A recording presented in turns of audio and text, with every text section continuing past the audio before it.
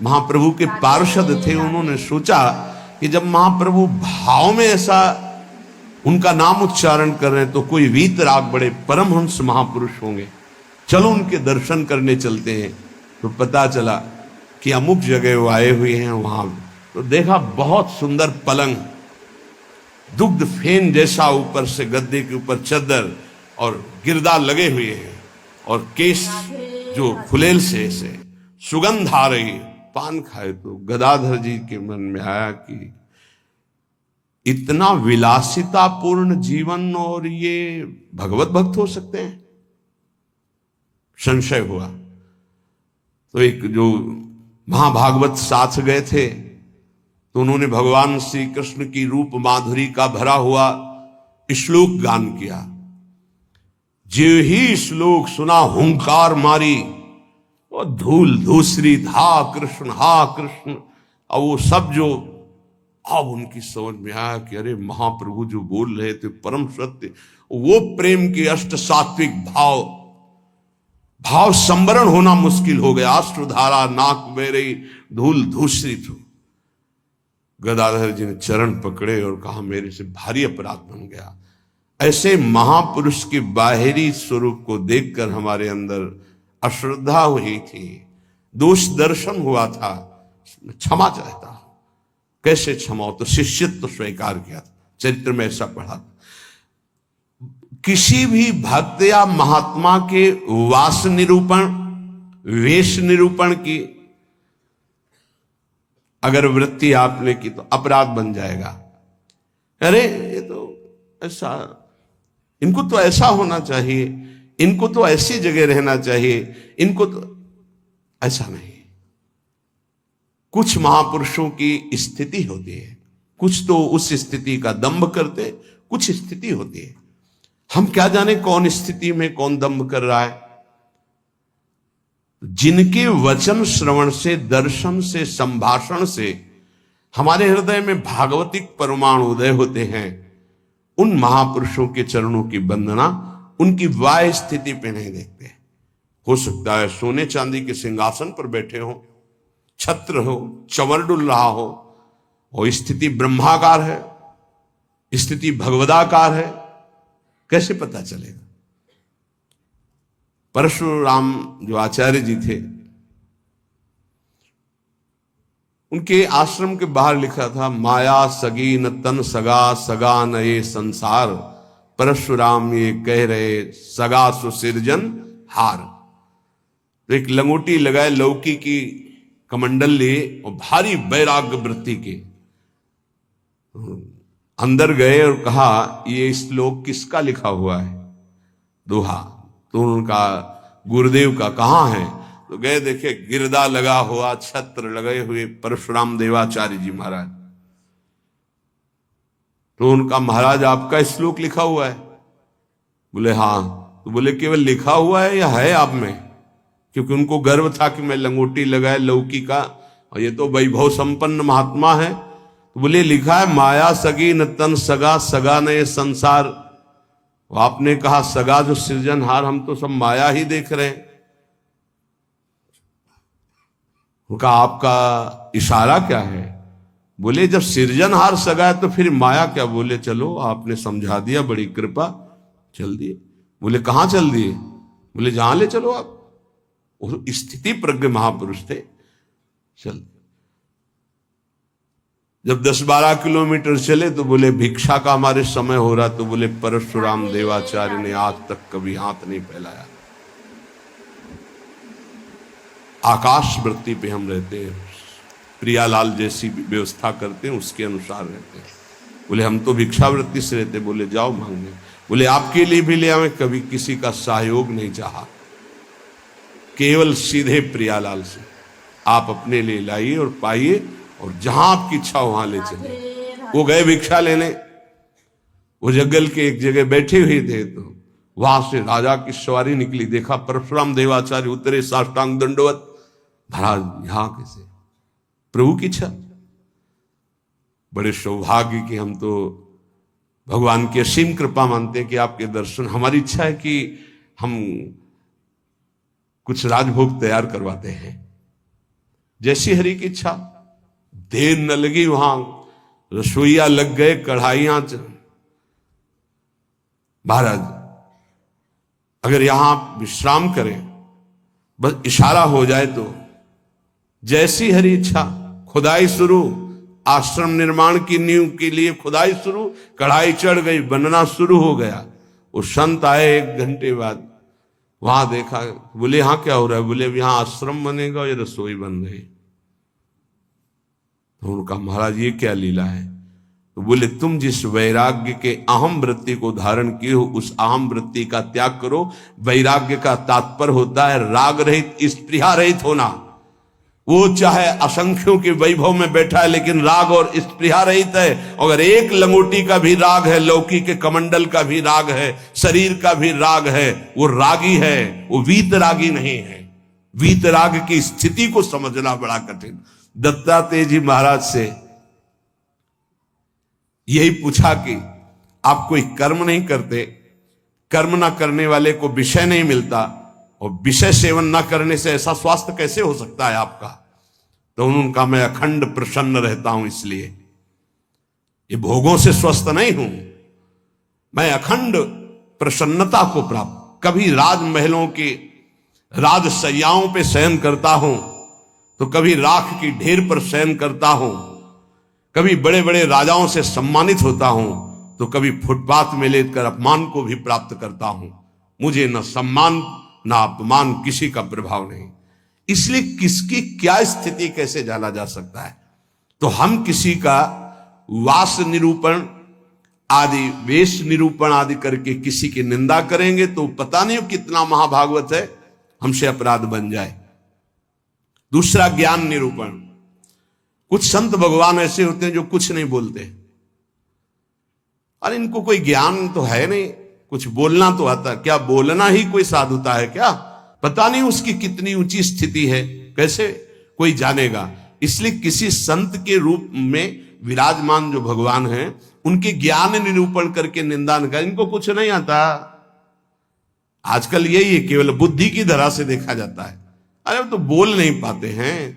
वो तो महापुरुषों की स्थिति को जानना कोई महापुरुष ही जान सकता है, दूसरा नहीं जान सकता।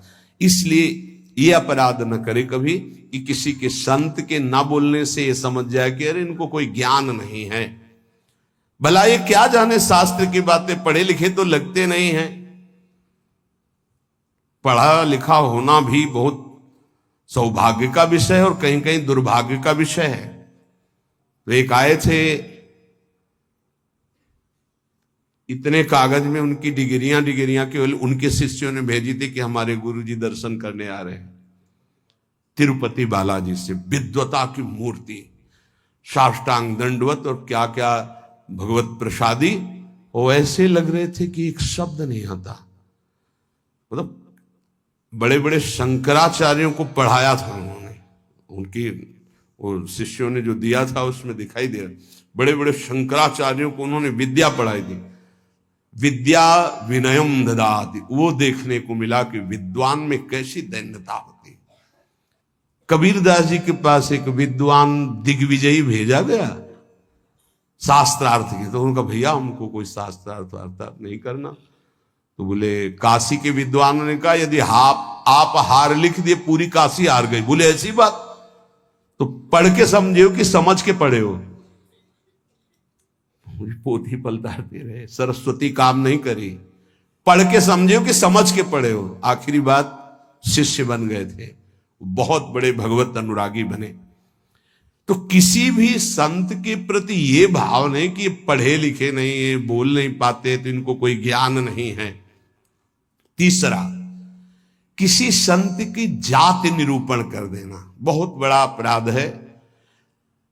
देखो ये जो जाति पाति है ना, ये धर्म का पालन करके भगवत प्राप्ति के लिए थोड़े समय तक के लिए सहयोगी नहीं। हम आपको बताएं, एक ही कपड़ा है और एक ही पहनने वाला है, बस इतनी खास बात समझ लो। कपड़ा सबका पांच भौतिक, पहनने वाले सब अविनाशी भगवान के अंश, कोई अंतर नहीं है।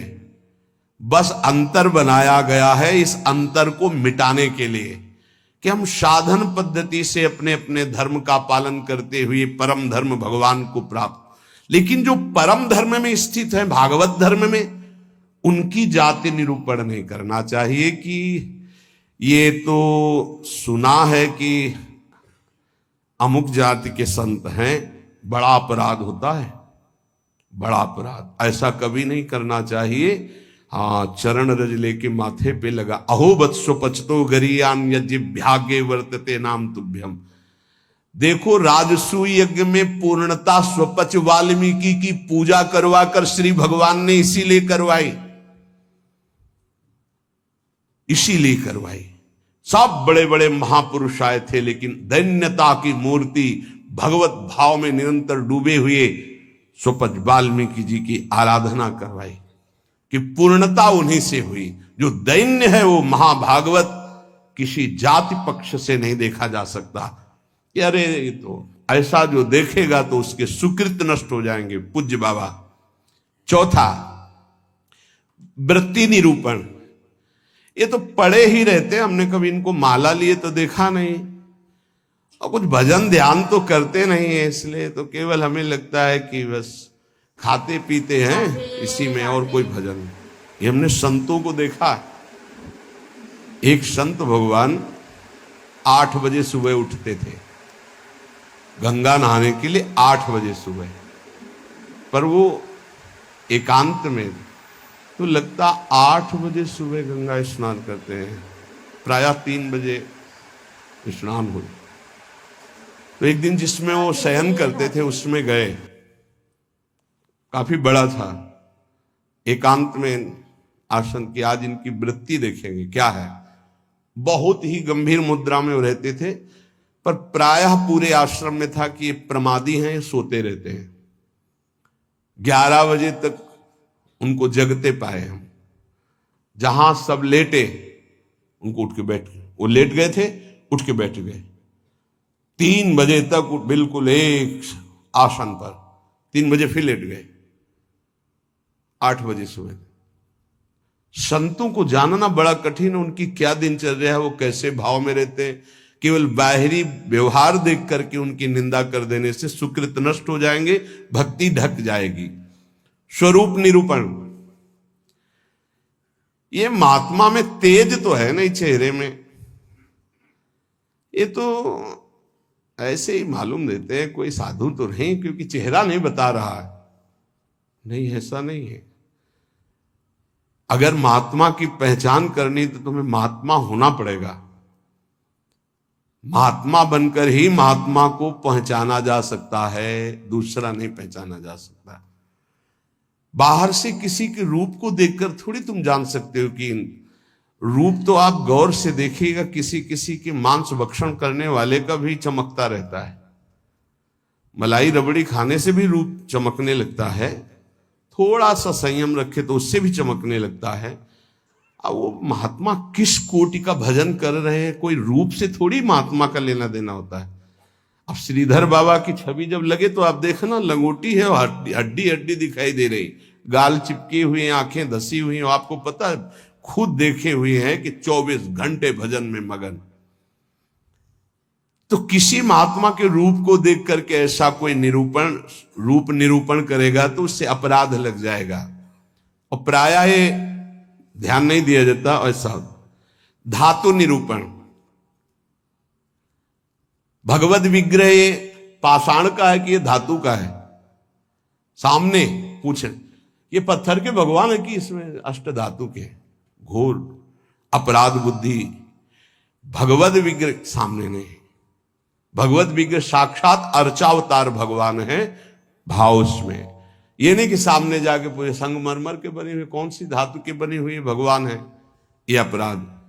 धातु निरूपण भगवत विग्रह या भगवत भक्त के पास। जैसे वैराग्य में धातु स्पर्श निषेध किया गया है, या तो सन्यास में नारियल का पात्र और वैष्णव जनों में रज का पात्र। धातु के पात्र के प्रयोग का निषेध है वैराग्य में। लेकिन जो महापुरुष हैं, मान लो उनको सोने की वो थाली में पा रहे हैं, उनकी क्या स्थिति है। अब हम देख करके अपने वैराग्य का वहां भाव थोपे, वो स्थिति उनकी क्या है। वैराग्य का भाव थोपे तो फिर अपराध बन जाएगा। किस स्थिति में कौन महापुरुष है जानना मुश्किल है। सबको भाव से नमस्कार करके हम अपने भाव को सुरक्षित रखते हैं। तो वास निरूपण, ज्ञान निरूपण, जाति निरूपण, वृत्ति निरूपण, स्वरूप निरूपण, धात निरूपण। वृत्ति निरूपण में ये भिक्षावृत्ति तो करते नहीं, केवल भंडारा खाते हैं। आपको क्या पता किसकी क्या स्थिति है, वो कैसे। संतों की लीला भगवान जानते हैं या तो वो संत जना दे तो जानने में। अपने लोग इसकी परवाह करते हैं क्या। कहीं कौन से अपराध ऐसे बन जाते हैं जो हृदय को कठोर कर देते। इसलिए शांत। ब्रज में मुझे एक महात्मा मिले थे, उन्होंने मुझे कुछ उपदेश दिए। मैंने उड़िया भाषा में अपनी डायरी में लिखे थे। उन्होंने उपदेश दिए कि अगर ये आपके अंदर भाव आ जाएगा, लक्षण आ जाएंगे, तो आपको भगवान अपनी तरफ से आके दर्शन दे देंगे।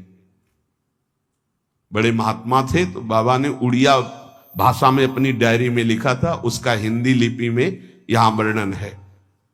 पहला, भजन करते हुए अपने को सबसे दीन मानना। अपने आप भगवत साक्षात्कार हो जाएगा। भजन करते हुए अपने को सबसे दीन मानना, इससे कोई अपराध ही नहीं बनेगा, कोई अपराध नहीं बनेगा। लिख लेना चाहिए। भजन करते हुए साधक को अपने को सबसे दीन मानना, सबसे। आदेश त्रणादपि सुनिचेन।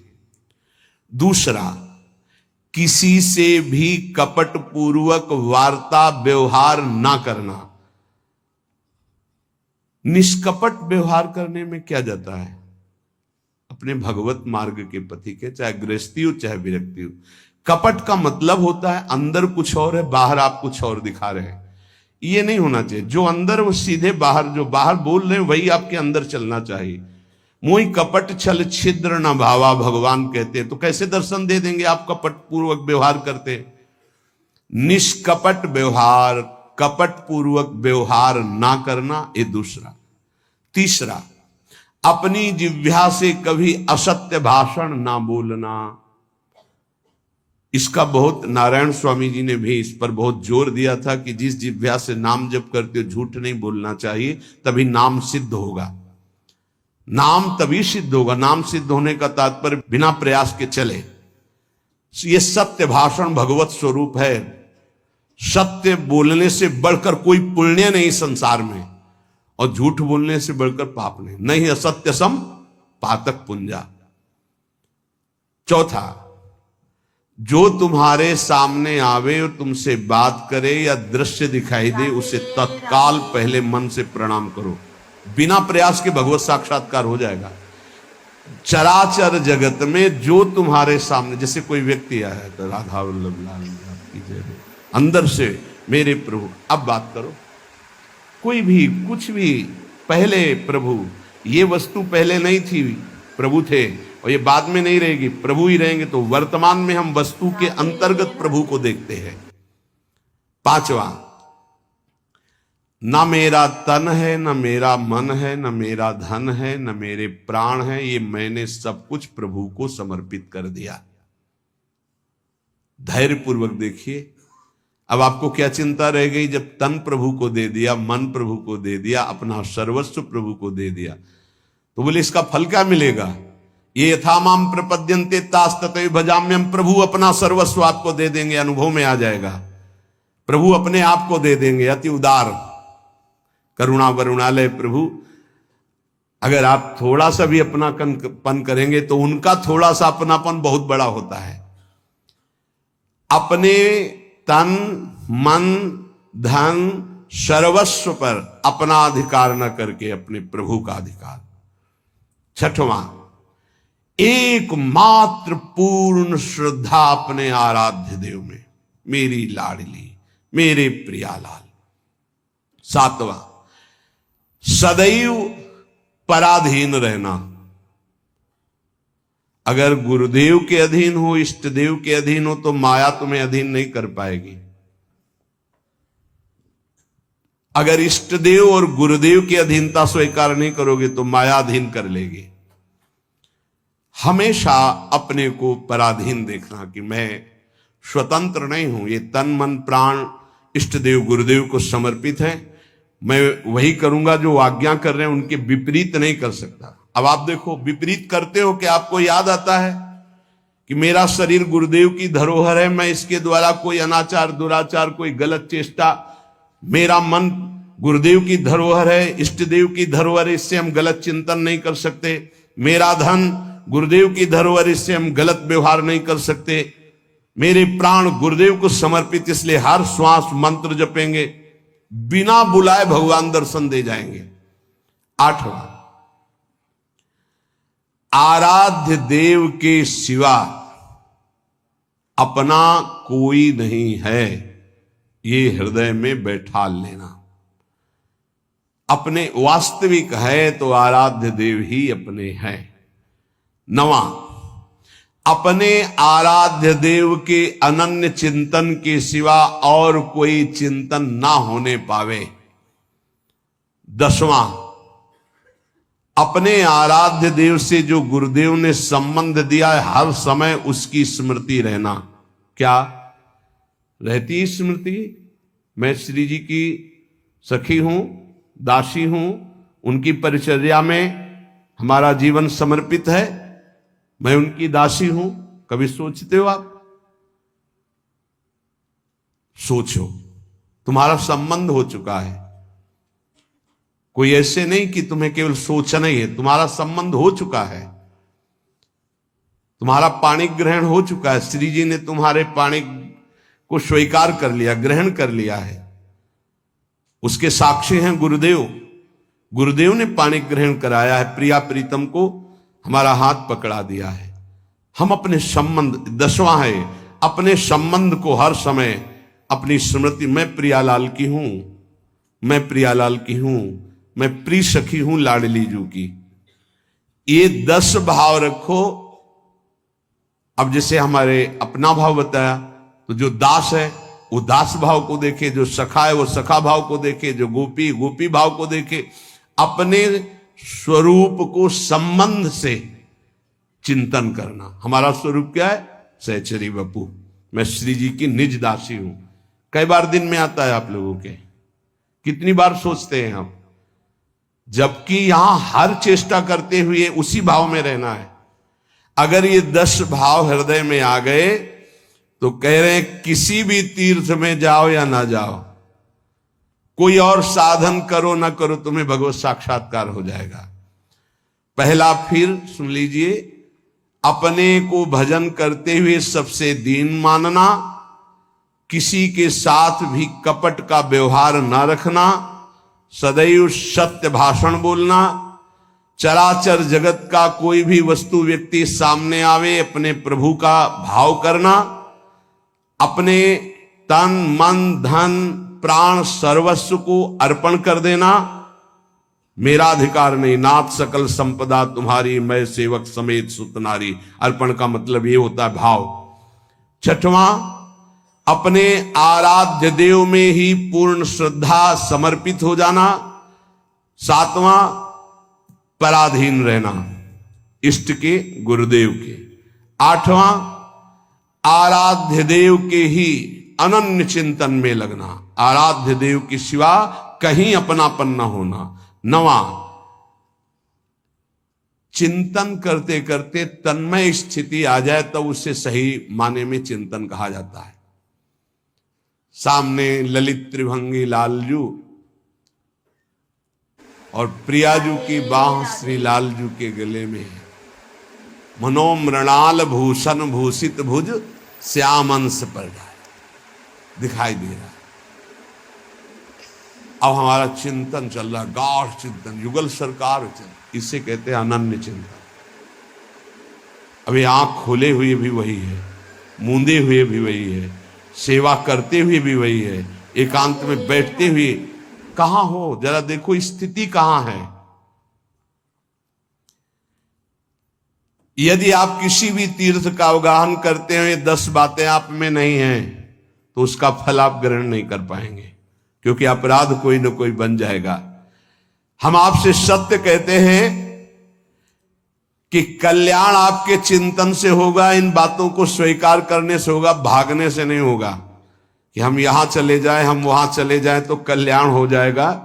अगर आपका आंतरिक चिंतन इन बातों में है तो आपके अंदर वो सामर्थ्य जागृत हो जाएगी कि आप प्रभु को देख सकते हैं।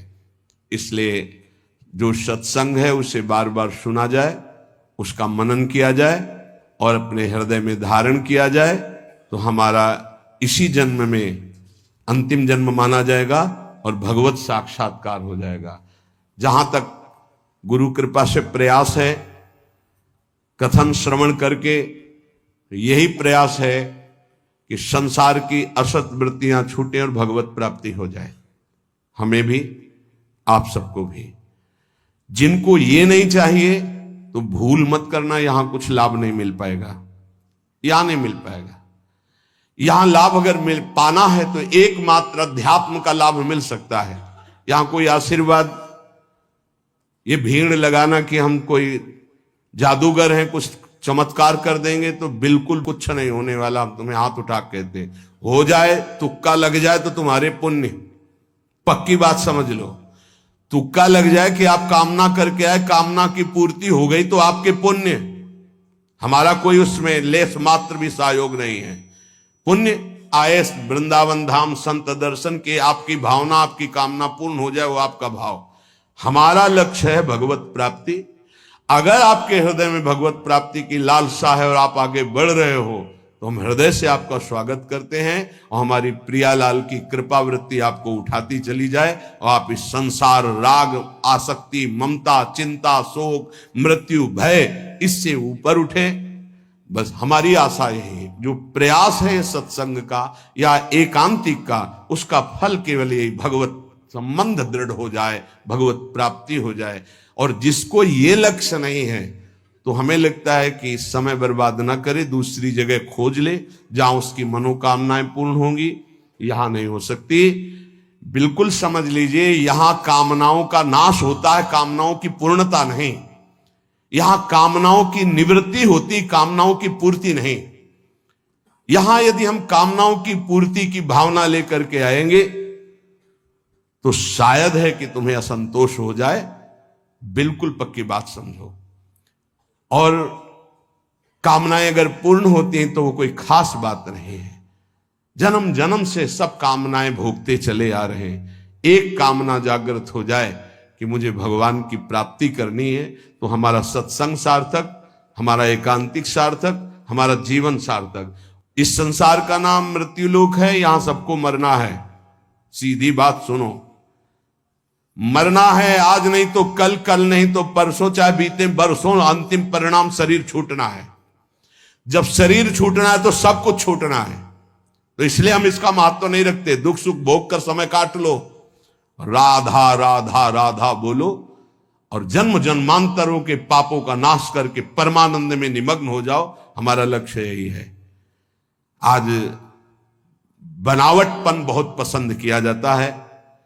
आज मधुर वचनों के द्वारा तुम्हारी कामनाओं की पूर्ति के वादे बहुत पसंद किए जाते हैं। वो यहां नहीं है, नहीं होगा। वृंदावन की भूमि से कह रहे हैं, यदि आपका लक्ष्य भगवत प्राप्ति नहीं है तो यहां आना, आपका हमारे पास आना यहां व्यर्थ माना जाएगा। आप अन्यत्र देख लीजिए। भगवान नाम जप, आचरणों की पवित्रता, भगवत प्राप्ति, तो जी जान से आपके मित्र हैं, सहयोगी हैं, आपके चरणों की वंदना करेंगे और आपका आदर से हम संभाषण भी और आदर से आपको परमार्थ में बढ़ाने की वृत्ति भी। परमार्थ से, प्रिया प्रीतम से मतलब नहीं, अपने शरीर और कामनाओं की पूर्ति से।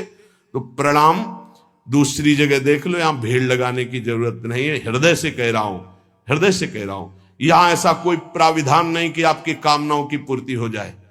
यहां एक ही प्राविधान है, मन वचन कर्म से प्रभु का होके और सच्चिदानंद सुख में निमग्न होना। इसी बात का प्रश्न और इसी बात का उत्तर, अन्यथा कोई प्रश्न नहीं होगा।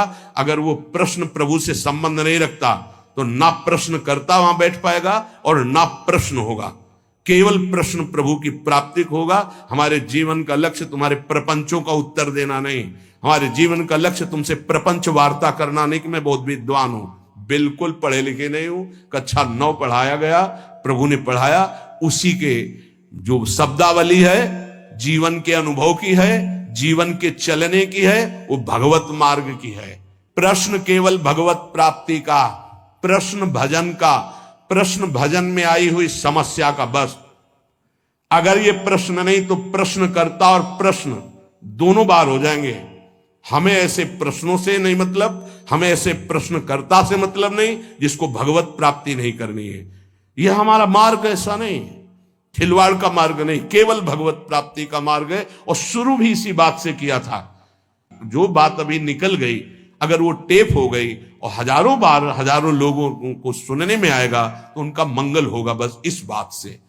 अब वो एक अलग रूप होता चला जा रहा है। फालतू के जो प्रश्न जिनका हमसे, हमारे भागवतिक मार्ग से कोई संबंध नहीं है, ऐसे प्रश्न ना हम सुनेंगे, ना ऐसे का उत्तर दे पाएंगे, हमारी क्षमता नहीं है। क्योंकि हमारे केवल प्रियालाल भगवत प्राप्ति की वार्ता, अन्यथा मौन, श्रवणेन्द्रिय बंद। क्योंकि बहुत कम समय जीवन का बचा है जो प्रियालाल में जाए, हमारा भी और आपका भी।